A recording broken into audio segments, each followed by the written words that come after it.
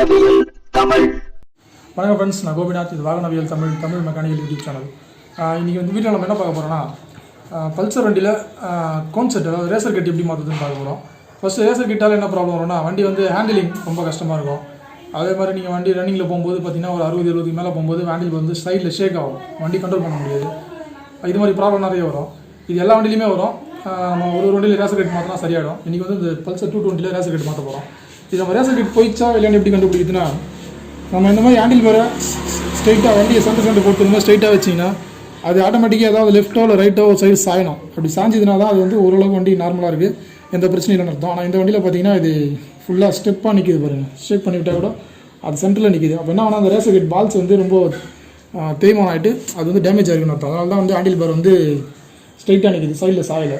இந்த வண்டி ஓட்டும்போது என்ன ஆனால் நீங்கள் ஒரு 60-70 மேலே போகும்போது வண்டி இந்த மாதிரி ஹேண்டில் பார் ஷேக் ஆகும். நீங்கள் 2 கை விட்டாலோ இல்லை ஒரு கை விட்டாலோ இது மாதிரி ஆட்டோமேட்டிக்காக ஷேக் ஆகும். அது மாதிரி ப்ராப்ளம் வரும்போது வண்டி வந்து நம்ம கண்ட்ரோல் பண்ணி கம்ஃபர்டபுளாக ஓட்ட முடியாது. அது மாதிரி ப்ராப்ளம் இருக்கிறவங்க இந்த மாதிரி ரேசர் கிட்ட மாற்றினா சரியாயிடும். இப்போ நம்ம இந்த வண்டியில் எப்படி மாற்றுதுன்னு பார்க்கலாம். ஓகே ஃப்ரெண்ட்ஸ், ஃபஸ்ட்டு நம்ம இந்த வண்டியில் டேங்க்கு ஷீல்டெல்லாம் கழட்டிடணும். சீட்லாம் நாங்கள் ஆல்ரெடி இது ஒர்க் போயிட்டு இருந்தாலும் எதுவுமே கழட்டி வச்சிட்டோம். நீங்கள் இது பண்ணுற மாதிரி இருந்தால் டேங்க்கு ஷீல்டு வச்சு கழட்டிடுங்க. அடுத்து பார்த்தீங்கன்னா வீல் போல்ட்டை லூஸ் பண்ணிடுங்க.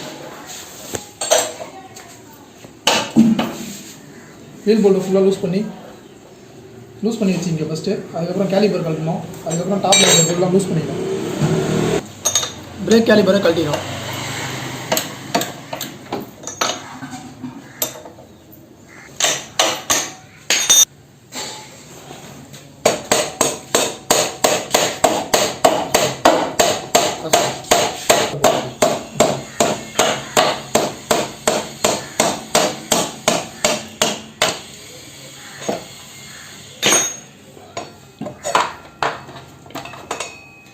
கேலிபர் கட்டியாச்சு. அடுத்து பார்த்தீங்கன்னா மேலே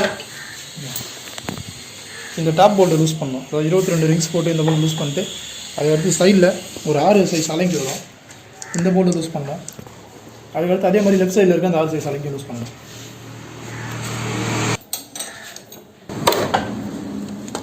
இந்த 6 சைஸ் அலங்கி போட்டு லூஸ் பண்ணி வச்சிங்க. இந்த டாப்பில் இருக்கிற இந்த போல்ட்டை ஃபுல்லாக கழட்டி எடுத்துடணும். இந்த சைடில் இருக்க அலங்கி போல்ட்டை லூஸ் பண்ணாலே போதும். நல்லா ஒரு 4-5 மரம் லூஸ் பண்ணி வச்சிங்க. அதே மாதிரி லெஃப்ட் சைடில் இருக்க போல்ட்டையும் லூஸ் பண்ணிங்க. தூரம் எடுங்க.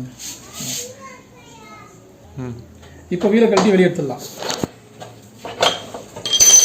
அவ்வளோதான்.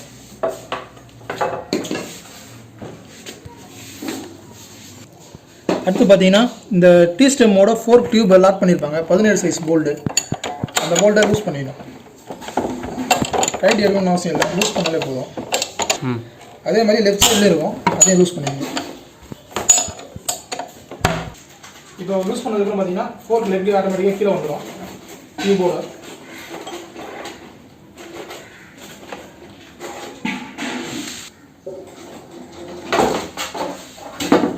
நமக்கு 4 லெக்கு தனியாக வந்துடுச்சு.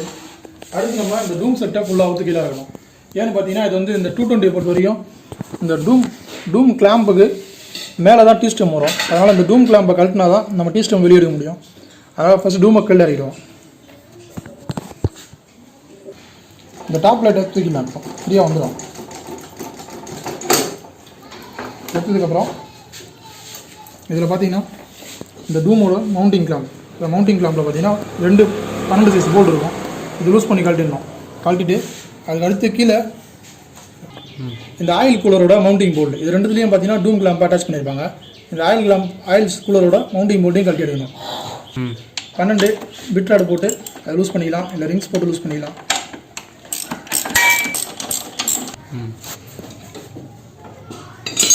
ஆயில் கூலர் கழட்டியாச்சு. இது கட்டியில் பார்த்தீங்கன்னா அந்த டூமோட மவுண்டிங் கிளாம்ப் தெரியும் உங்களுக்கு. அடுத்து நம்ம மேலே இருக்கிற அந்த 12 சைஸ் போல்ட்டு கட்டணும்.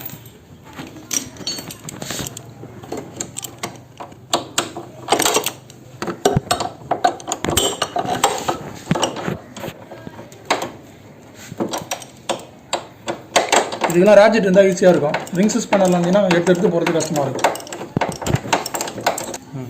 இந்த டூம் கிளாம்பை போல்ட்டை லூஸ் பண்ணி வெளியே எடுத்துகிட்டு நீங்கள் அப்படியே டூமை கீழே இறக்கலாம். பார்த்தீங்கன்னா தெரியும்.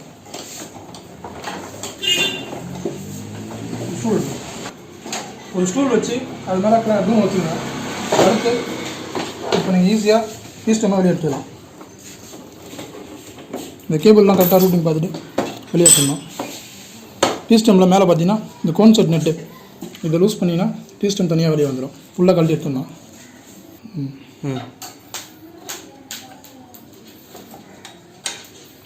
இதுதான் கோன்செட்னு சொல்லுவாங்க, ரேசர் கிட்டு. இதில் கோன்செட்டில் வர பால்ஸ். இப்போ இதெல்லாம் புதுசாக மாற்ற போகிறோம். இந்த ஒயரிங் எல்லாத்தையும் டிஸ்கனெக்ட் பண்ணிட்டாங்க. டூம்லேருந்து வர ஒயரிங், சுவிட்சிலேருந்து வர ஒயரிங் டிஸ்கனெக்ட் பண்ணிட்டு டூமை தனியாக வெளியே எடுத்துடலாம். சிஸ்டம்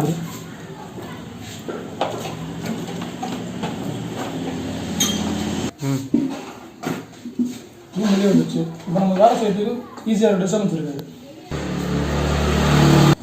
இப்போ பார்த்தீங்கன்னா இந்த கோன் கப்பை நமக்கு தட்டி வெளியே எடுக்க போகிறோம். இது பழசு. இது தட்டி வெளியே எடுத்துட்டு நம்ம புதுசாக மாற்ற போகிறோம். அதே மாதிரி பார்த்தீங்கன்னா கீழ்ப்பக்கம் கப்பு இருக்கும். அதையும் தட்டி வெளியே எடுத்துகிட்டு அதுலேயும் புது கப் மாற்ற போகிறோம். இது மாதிரி ஒரு போல்டு வெல்டிங் பண்ணி வச்சுருக்கோம். ஏன்னா இது வந்து ஸ்கூட்டிகளுக்கு, பெரிய வண்டி எல்லாத்துக்குமே யூஸ் ஆகும். லென்த்தாக இருந்தால் ஸ்கூட்டிக்கு தட்டுறது யூஸ் ஆகும். ஷார்ட்டாக இருந்தால் நம்ம சின்ன வண்டி தட்டிக்கலாம். இந்த மாதிரி போல்டு வச்சு தட்டும்போது ஈஸியாக இருக்கும்.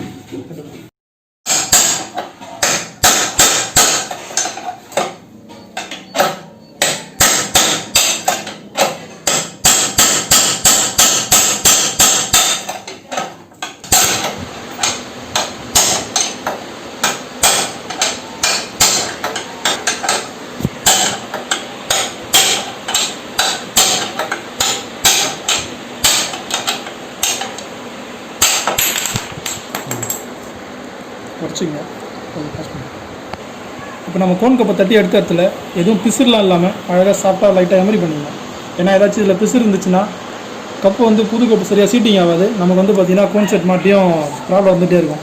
இதேமாதிரி கீழ் பக்கமும் கரெக்டாக க்ளீன் பண்ணிடணும். மேல் பக்கமும் அதே மாதிரி எந்த பிசுறும் இல்லாமல் அழகாக எமரி ஷீட் வச்சு லைட்டாக க்ளீன் பண்ணிக்கணும். ரொம்ப தைக்கக்கூடாது. அப்புறம் லூஸ் ஆகிடுச்சுன்னா கப்பு ஷேக் ஆகிடும். பிசுறு எதுவும் இல்லாமல் க்ளீன் பண்ணிக்கணும். அதுக்கப்புறம் நம்ம புது கப்பு அடிக்கலாம். இதுதான் புது கோன் கப்பு, கீழ் கப்பு. இதை அப்படி வச்சு மட்டமாக தட்டிக்கணும். ஃபஸ்ட்டு ஆப்போசிட் மெதுவாக தட்டி மட்டமாக உள்ளே எடுத்துக்கலாம். இதோட மட்டத்துக்கு போயிடுச்சு. அதுக்கப்புறம் வந்து நெக்ஸ்ட்டு மேல் கப்பும் அதே மாதிரி மட்டமாக அடிச்சிக்கணும். இது மேல் கோன் கப்பு, இதையும் மட்டமாக அடிச்சிக்கணும்.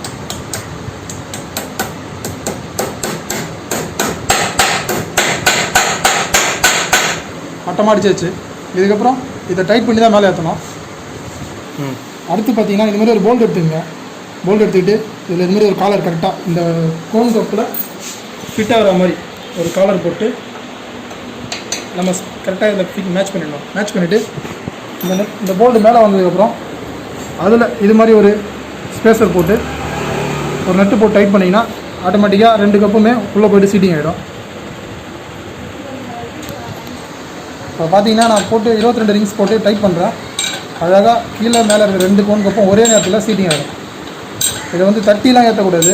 அந்த மட்டத்துக்கு மட்டும் தட்டிட்டு அதுக்கப்புறம் டைட் பண்ணி தான் ஏற்றணும். அப்போ தான் அது எதுவும் பிசுறு இல்லாமல் கரெக்டாக போய்ட்டு சீட்டிங் ஆகும். இப்போ நான் ஃபுல் டைட் பண்ணிட்டேன். அடுத்து லூஸ் பண்ணிக்கலாம். லூஸ் பண்ணிட்டு கப்பு சீட்டிங் ஆகிடுச்சான்னு செக் பண்ணிடணும். இப்போ பார்த்தீங்கன்னா மேல் கப்பு அழகாக சீட்டிங் ஆகிடுச்சு. நம்ம இதை மட்டத்தை அடிச்சு வச்சுருந்தோம். இப்போ நல்லா உள்ளே இறங்கியிருக்கு. கீழே பார்த்தீங்கன்னா கேப் எதுவும் இல்லை, நல்லா சீட்டிங் ஆகிடுச்சு. அதே மாதிரி கீழ் கப்பை செக் பண்ணலாம். கீழ் கப்பும் பார்த்தீங்கன்னா நம்ம மட்டத்தை தான் அடிச்சு வச்சுருந்தோம். இப்போ அது பார்த்தீங்கன்னா கிட்டத்தட்ட ஒரு சென்டிமீட்டர் உள்ளே போயிருக்கு. அதாவது போய்ட்டு பக்காவாக சீட்டிங் ஆகிடுச்சு. மேலே ஸ்பேஸ் எதுவும் இல்லை, பக்காவாக எல்லா பக்கமும் ஒரே மாதிரி சீட்டிங் ஆகிருக்கு. இது மாதிரி பண்ணும்போது நம்ம கோன் செட் எதுவும் டேமேஜ் ஆகாது. இது மாதிரி அடிக்கிறது தான் வந்து கோன் செட் அடிக்கிற ப்ரொசீஜர். இது தான் சில பேர் வந்து சுற்றி வச்சு தட்டிலாம் ஏற்றுவாங்க. அந்த மாதிரி ஏற்றக்கூடாது. இப்போ அடுத்து நம்ம டீ ஸ்டெம்மில் இருக்கிற கோன் கப்பை மாற்றணும். இதுதான் டீ ஸ்டெம்னு சொல்லுவாங்க, பைக்கோட 4th டீ ஸ்டெம்மு. இதில் வர இந்த அடி கப்பில் வர இந்த கோன் கப்பையும் நம்ம மாற்றி ஆகணும். இதை ஒரு சின்ன வெட்ரூம் வச்சு தட்டினோன்னா வெளில வந்துடும். இது மாதிரி வச்சு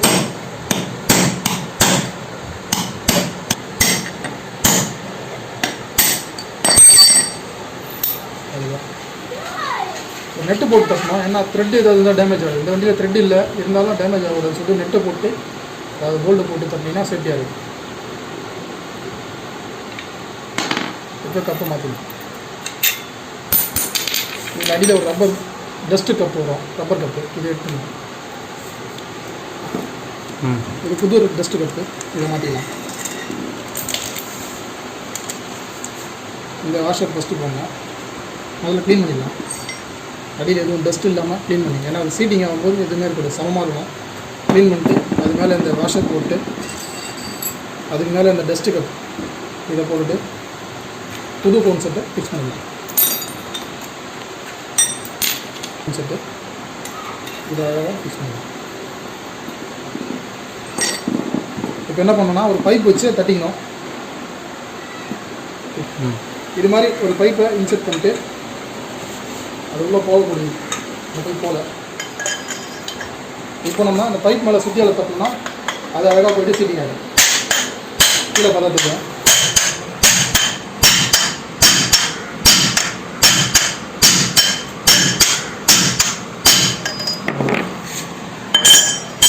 சீட்டிங் ஆகிடுச்சு. எதிர் சவுண்டுன்னு சொல்லுவாங்க. அதாவது நம்ம தட்டும்போது அது சீட்டிங் ஆகிற வரைக்கும் சவுண்டு கொஞ்சம் லோவாக இருக்கும். அது சீட்டிங் ஆனதுக்கப்புறம் நமக்கு ஆப்போசிட் சவுண்டு எதிர் சவுண்டு வரும். எதிர் சவுண்டு வந்துச்சுன்னா ஓகே சீட்டிங் ஆகிடுச்சுன்னு அர்த்தம். அதுக்கப்புறம் தட்டக்கூட தட்டினீங்கன்னா உடஞ்சிடும். இதுதான் புது பால்ஸு. நம்ம இப்போ இதான் வந்து க்ரீஸ் அப்ளை பண்ணி மேலே கீழேயும் பால்ஸ் அடுக்கணும் கரெக்டாக பண்ணணும். ஃபஸ்ட்டு இந்த கப்பை நல்லா துடைச்சிங்க. துடைச்சிட்டு அதெல்லாம் க்ரீஸ் அப்ளை பண்ணிக்கணும்.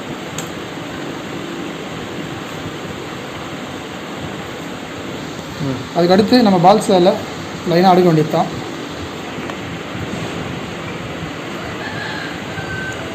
ஒரு வண்டிலையும் பால் சைஸ் மாறும். சில வண்டிகளில் பால்ஸ் சின்ன பால்ஸ் வரும், சில வண்டிகளில் பெரிய பால்ஸ் வரும். சில வண்டிகளில் பார்த்திங்கன்னா சின்னது பெருசு, அதாவது மேலே சின்னது வரும், கீழே பெரிய பால்ஸ் வரும். அந்த மாதிரி மாறி மாறி வரும். அது ஒரு கம்பெனிலையும் ஒரு மாதிரி போட்டிருப்பாங்க. பஜாஜ் வண்டிகளை பொறுத்த வரைக்கும் கான்செப்டில் 2 டைப் தான். அதாவது பழைய CT100, இப்போ latest CT100, Platina, Discover, Pulsar 150, UG4 வரைக்கும் பார்த்திங்கன்னா எல்லாம் ஒரே சைஸ் தான். பிளாட்டினாவுக்கு வாங்குற கான்செப்ட் நம்ம பல்சர் UG4க்கு அடிக்க முடியும். அதுக்கடுத்து பார்த்திங்கன்னா 180 டைப். 180 டைப் பார்த்திங்கன்னா 180 அடிக்கலாம், 220 அடிக்கலாம், NS அடிக்கலாம், RS அடிக்கலாம். இது எல்லாத்துக்கும் 180 டைப் தான் செட் ஆகும். 2 டைப் கான்செப்ட் தான் பஜாஜ் வண்டிகளில். ஒன்று வந்து பார்த்திங்கன்னா பிளாட்டினா டைப், டிஸ்கவர் டைப்பு. ரெண்டாவது 180 டைப்பு.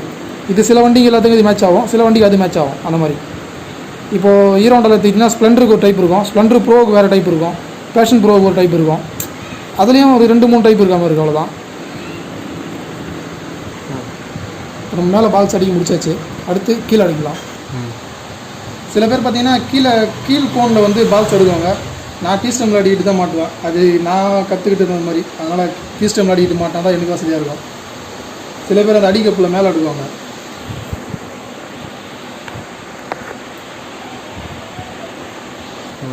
இந்த கீழ் கப்பில் கொஞ்சம் நல்லா க்ரீஸ் வச்சுங்க. ஏன்னா இதுக்கப்புறம் அதில் க்ரீஸ் வைக்க மாட்டோம். 2வது தடவை கான்செப்ட் மாற்றும் போது தான் க்ரீஸ் வைப்போம். அதனால் கொஞ்சம் நிறைய வச்சுக்கலாம். அதே மாதிரி மேலே வைக்கிற கப்லையும் க்ரீஸ் வச்சுக்கலாம். இப்போ நம்ம பால்ஸ் அடிக்க முடிச்சாச்சு. இப்போ வந்து சீட்டிங் இதை ஃபிட் பண்ணி நெட்டு போட்டு டைட் பண்ணோம். இந்த சேஸ் உள்ளார இந்த டீஸ்டம்மை அப்படி இன்செர்ட் பண்ணோம். இன்செர்ட் பண்ணிட்டு அது மேலே வந்தோடனே அது மேலே இந்த கப்பு க்ரீஸ் தடி வச்சு அந்த கப்பு போட்டு கரெக்டாக சீட்டிங் ஆகிடும். எந்த பிரச்சனையும் இல்லை. எதுவும் சுற்றி அதை தட்டுறது இந்த மாதிரிலாம் எதுவும் பண்ண வேண்டிய அவசியம் இல்லை. நம்ம கரெக்டாக சீட்டிங் பண்ணியிருந்தால் பக்காவாக உட்காரும்.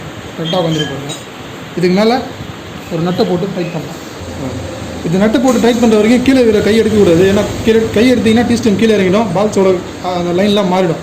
பால்ஸ் கலைஞ்சிச்சுன்னா நீங்கள் மறுபடியும் ஃபஸ்ட்லேருந்து எடுக்கிற மாதிரி ஆகிடும். டஸ்ட் கப்பை போட்டுட்டு அதுக்கப்புறம் அந்த கான்செப்ட் கப் நட்டை போட்டு டைட் பண்ணணும். இந்த நெட்டை ஃபுல்லாக ஓரளவு டைட் வைக்கிற அளவுக்கு கை எடுக்கக்கூடாது. கையை பிடிச்சிட்டு தான் இருக்கணும் கீழே. இப்போ நம்ம டைட் பண்ணியாச்சு. பார்த்தீங்கன்னா ஃப்ரீயாக இருக்குது. இதுக்கப்புறம் நம்ம டூமை மாட்டிட்டு அதுக்கப்புறம் ஃபோர்க் மாட்ட ஆரம்பிச்சிடலாம்.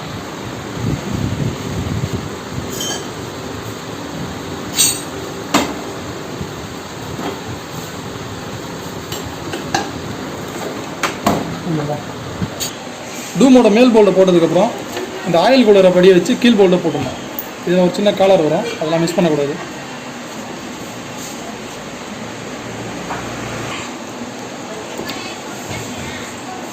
நம்ம டிஸ்கனெக்ட் பண்ண எல்லா ஒயரையும் கனெக்ட் பண்ணிடணும். எதையும் மிஸ் பண்ணக்கூடாது. எதுவும் மற்றது கூட மாற்றிலாம் மாட்ட முடியாது. ஏன்னா அது கூட தான் மேட்ச் ஆகும். அதனால் தைரியமாக மாட்டலாம். மிஸ் பண்ணாமல் எல்லாத்தையும் கனெக்ட் பண்ணிடணும். இப்போ பார்த்தீங்கன்னா நம்ம ஒயரிங்லாம் கரெக்டாக கனெக்ட் பண்ணி முடிச்சாச்சு. எல்லா ஒயரையுமே பக்காவாக ஃபிக்ஸ் பண்ணிடுச்சு. அடுத்து நம்ம ஃபோர்க் லெக்கை இன்செர்ட் பண்ண வேண்டியது தான்.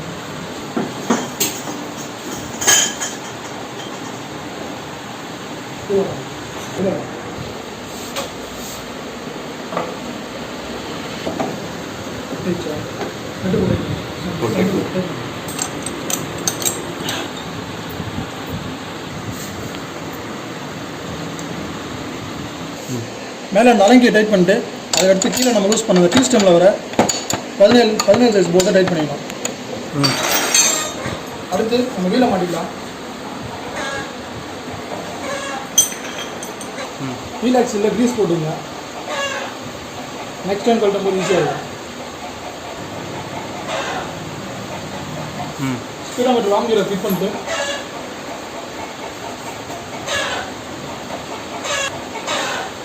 வீலை பிரேக் பண்ணி நம்ம எடுப்போம்.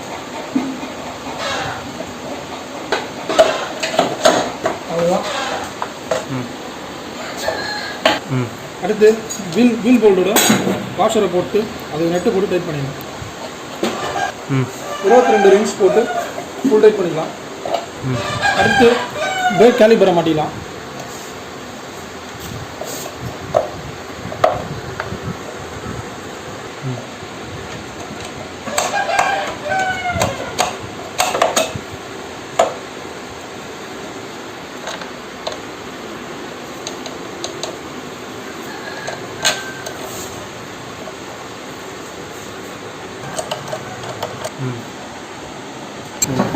அடுத்து டேங்கை மாட்டிக்கலாம்.